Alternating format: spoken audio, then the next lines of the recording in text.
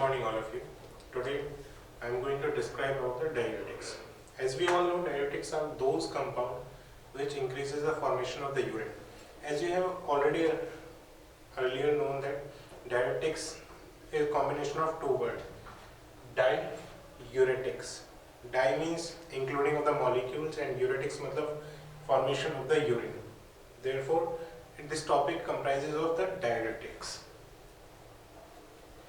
A diuretic is defined as a chemical that increases the rate of urine formation. Particularly, you have to highlight this: increase the rate of urine formation. In this topic, if any agent, suppose that if I am talking about any type of diuretic, there are several type of diuretics available in the market. You have already heard about the furosemide. Okay? Furosemide are the compound which increases the urine formation. There are several mechanisms behind this for the increasing of the urine formation. We will going to study through a diagram of the nephron. Okay. Next is the primary action of most of the diuretic is the direct inhibition of the sodium reabsorption at one or more anatomical site of the nephron. Here I want to include that there are several steps, like several mechanisms which can be followed for the formation or increase in the urine formation. Some of them are listed as action on the DCT, distal convoluted tubule, action on the loop of Henle, action on the Bowman capsule, somewhere related to that. And apart from that, main organ involved in the diuretic is kidney. As we all know, kidney is responsible for the filtration. Kidney is responsible for the removal or elimination of the waste product. These all are responsible for the elimination of the toxic material or elimination of the unwanted material from our body, including drugs also. It also responsible for elimination of drugs and its metabolite as well. The diuretic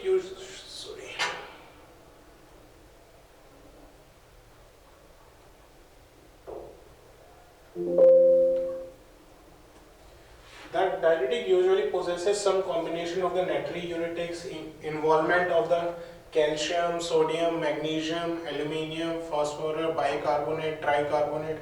These all are a combination of the ions which are used in the formation of the urine. Particularly apart from this, as I recall that what is diuretic? Diuretic are those compounds which increases the formation of the urine, particularly by inhibiting the absorption of sodium, potassium, calcium and magnesium. These are the ions which leads to the flow of the movement of the water. As we all know, kidney has a golden rule where water tends to follow sodium. Wherever the sodium is, water always follow the sodium ions. Diuretics are drugs that increases the secretion of excessive water and salt that accumulate in tissue and urine. Here I want to include that diuretics are those drugs which particularly increases the formation of the urine,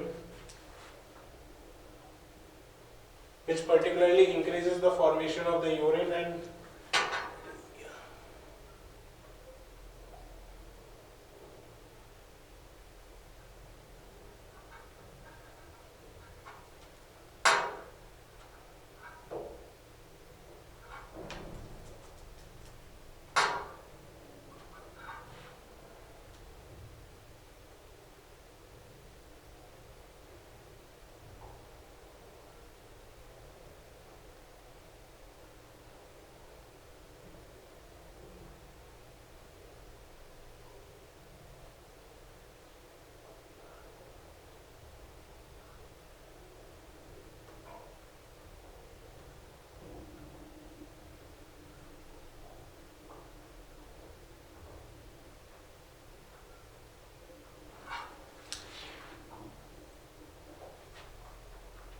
now, shall we continue? Diuretics are drugs that increases the secretion of the excessive water and salt that accumulates in the tissue and urine. Particularly diuretic एक ऐसे compound होते हैं जो हमारे accumulated है, हमारी body के अंदर जितना भी हम fluid intake करते हैं वो कहीं ना कहीं हमारे tissues के अंदर जाके वो accumulate हो जाता है. उसके बाद वो salt formation या salt movement की वजह से उसका भी water का साथ में movement होता है, जिसकी वजह से हमारा कभी कभार BP के अंदर हमारा इंक्रीज और डिक्रीज देखा जाता है, जिसे हम इंक्रीज इन बीपी और decrease in BP tachycardia and bradycardia के नाम से जानते हैं। सबसे पहले मैं आपसे बात करूंगा यहाँ पे एक्यूमुलेशन इन टिश्यू। अगर एक्यूमुलेशन इन टिश्यू होगा तो मुझे सबसे पहले क्या होता है, एक्यूमुलेशन इन टिश्यू का मतलब, एक्यूमुलेशन मतलब इकट्ठा होना, टिश्यू मतलब मेरे पर्टिकुलर एक सेल या क्लस्टर ऑफ सेल्स होंगे जिनके अंदर वो एक्यूमुलेट हो जाता है, जिसकी वजह से क्या होगा, मेरा वहाँ पे वो पर्टिकुलर टिश्यू या पर्टिकुलर सेल्स वो स्वेल कर जाते हैं वाटर रिटेंशन की वजह से, जिसकी वजह से क्या होता है, मुझे कभी कभार एडिमा कंडीशंस फेस करनी पड़ती हैं, एकदम से मेरा फेस स्वेल कर जाएगा, इस टाइप के मुझे सिम्टम्स वहाँ पे अराइज होंगे। तो इससे मुझे पता चलेगा कहीं ना कहीं मेरा वाटर रिटेंशन हो रहा है। उसे रिमूव करने के लिए मुझे क्या करना पड़ेगा, यहाँ पे जितने भी मेरे आयंस होंगे, आयंस के मूवमेंट को मुझे इनहिबिट करना पड़ेगा। उस आयन के मूवमेंट्स में क्या होगा, सोडियम, पोटेशियम, कैल्शियम, मैग्नीशियम, ये सारे आयंस का मूवमेंट मुझे इनहिबिट करना पड़ेगा, ताकि उस इनहिबिशन की वजह से वो बॉडी से इजीली एलिमिनेट आउट हो सके। और उस एलिमिनेशन की वजह से, जैसा हमने पहले पढ़ा था, water tends to follow sodium, water tends to follow salt. Salt का मतलब है ये मेरे जो आयंस हैं ये मेरे सॉल्ट्स होंगे, और जिसकी वजह से क्या होगा, जितना ही मेरा वाटर होगा वो वाटर रिटेंशन ना रह के वो उसके साथ एक्सक्रीट आउट कर जाएगा, जिसकी वजह से मुझे रिटेंशन का फेनोमेना वहाँ पे फेस नहीं करना पड़ेगा, जिसकी वजह से मेरा क्या होगा, यूरिन आउटपुट इंक्रीज हो जाएगा। नेक्स्ट लाइन कहती है, excessive quantity of the intercellular fluid is formed in an organism that is result of the inability of the kidney to release sodium ion fast enough to, ठीक है, इसमें सीधा सा एक लाइन कहना चाहती है यहाँ पे कि जब भी कभी हमारी बॉडी कैपेबल नहीं होती है या किडनी हमारी काम नहीं करती है, फिल्ट्रेशन, पहले तो समझेंगे हम यहाँ पे किडनी का रोल क्या है। किडनी का सीधा सा एक सिंपल रोल है एलिमिनेशन या removal of the toxic material या टॉक्सिक मेटाबोलाइट्स या टॉक्सिक ड्रग्स, कुछ भी कह सकते हैं। सीधा सा एक क्लीनिंग का फंडा है, यहाँ पे किडनी क्लीन करने का काम करती है। अगर किडनी क्लीन करेगी तो हमारी बॉडी में कहीं ना कहीं एक्यूमुलेशन नहीं होगा किसी भी टॉक्सिक मटेरियल का।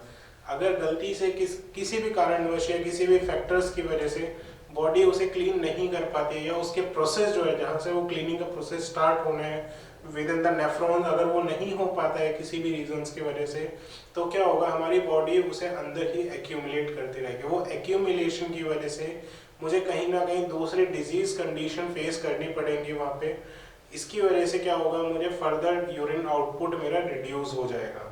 ठीक है, इसमें से सीधा सा कहना है इसका, kidney releases sodium ion enough faster to ensure that the significant quantity of the water is excreted along with them. Particularly यहाँ पे इस वर्ड को हाईलाइट करें, अलोंग विद देम।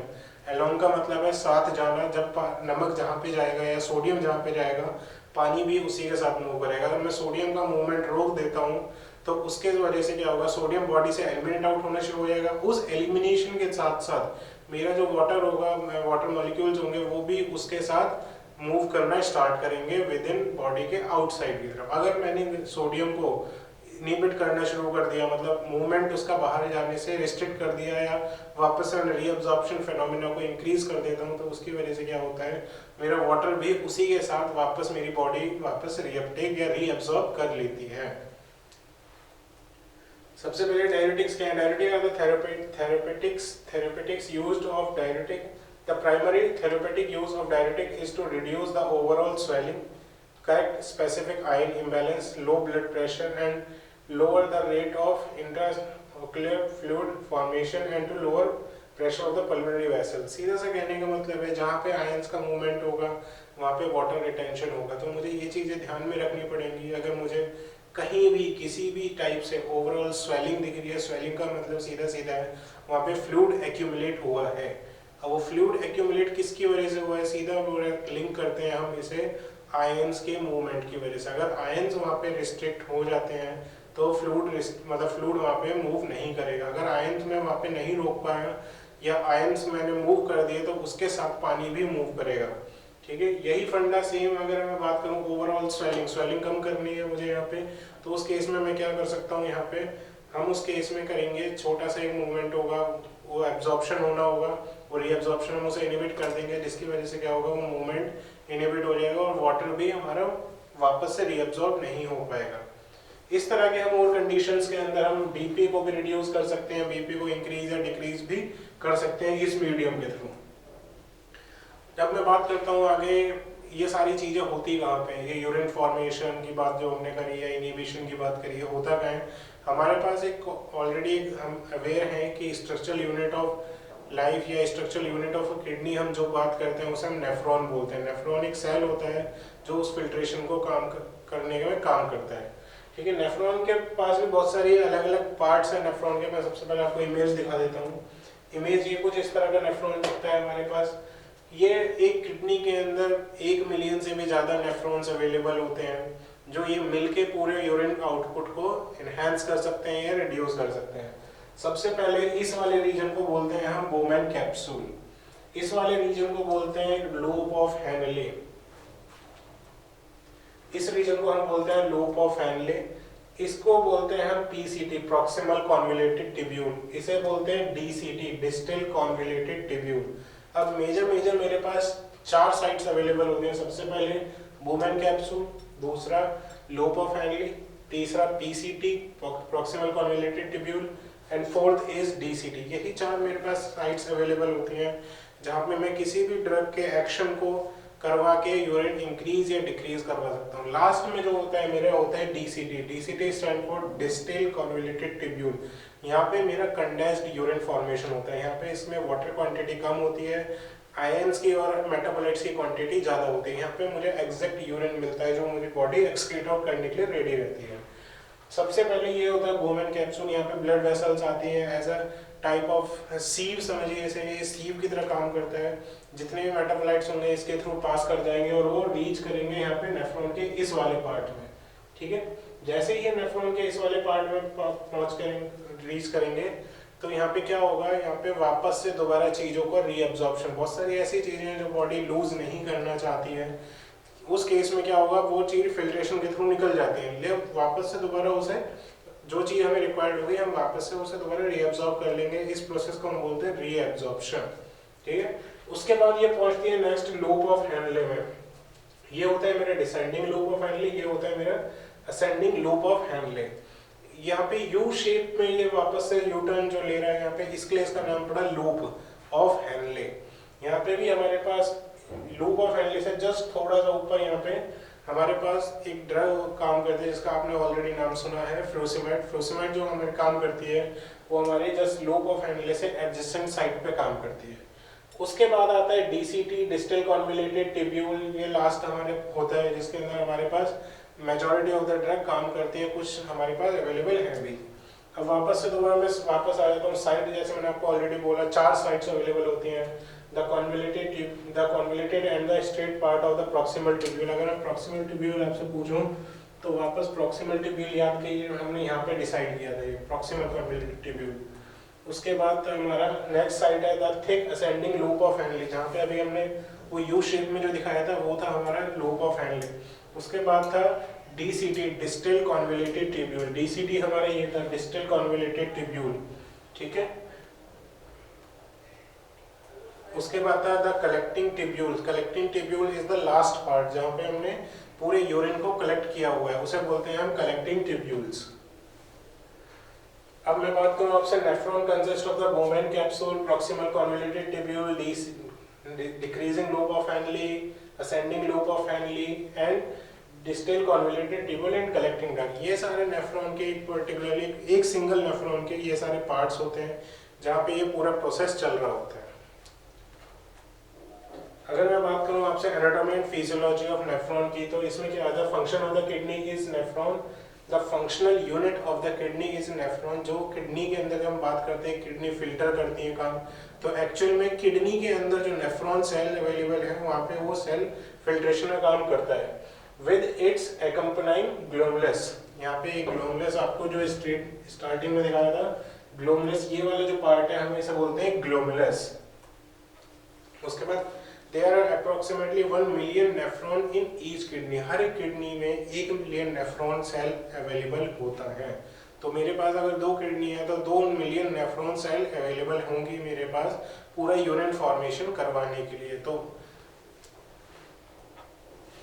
नेक्स्ट बात करते हैं, diuretic are widely used in medicine. Diuretics are widely used in medicine for very diverse pathology, primarily for relieving edema, treatment hypertension, cardiac insufficiency, hypercalcemia, glaucoma and a few more epilepsy, liver and cirrhosis and nephrosis. इन सब treatment में हम diuretics drug हम consider करते हैं। ये थोड़ा और clarified diagram है जहाँ पे हमने साइट्स अवेलेबल करके दिखाई हुई है, साइट 1, साइट 2, उसके बाद साइट 3 एंड साइट 4। ये स्ट्रक्चर थोड़ा सा हाइपोथेटिकल स्ट्रक्चर है, वो हमने आपको इजी अंडरस्टैंडिंग के लिए बताया हुआ था। अगर मैं बात करूँ आपसे साइट 1, साइट 2, साइट 3 जो हमने डिफाइन की हुई थी, उस साइट्स पे कौन कौन सी ड्रग अवेलेबल काम करती हैं। सबसे पहले साइट 1 डायरेटिक में कार्बोनिक एनहाइड्रेज इनहिबिटर्स काम करते हैं।